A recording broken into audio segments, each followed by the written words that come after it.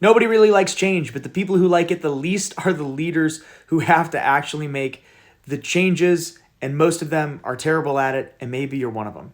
I'm Joel. I work with church and nonprofit leaders to help them get clear on their cultural identity so that they can make a mission impact. Nobody likes change. It's hard. We get comfortable. We like the way that we do things. We've always done things this way.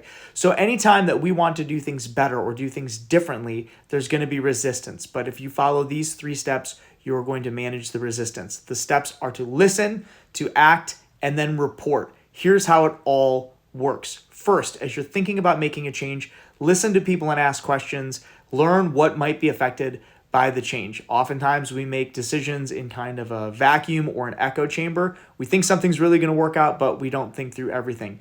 Ask the right people. Don't ask everybody, but ask the right people and listen. You're going to get a better view of what change might impact. Doesn't mean that you don't do it, but you're going to know what the obstacles might be. The second step is to act.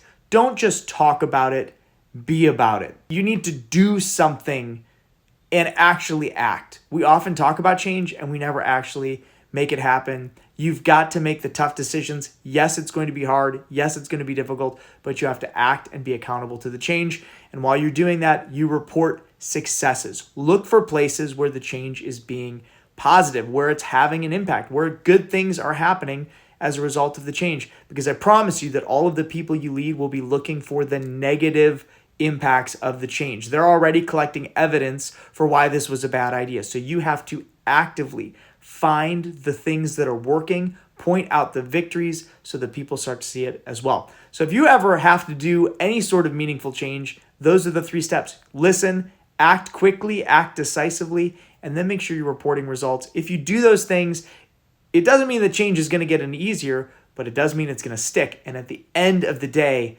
that's the most important thing.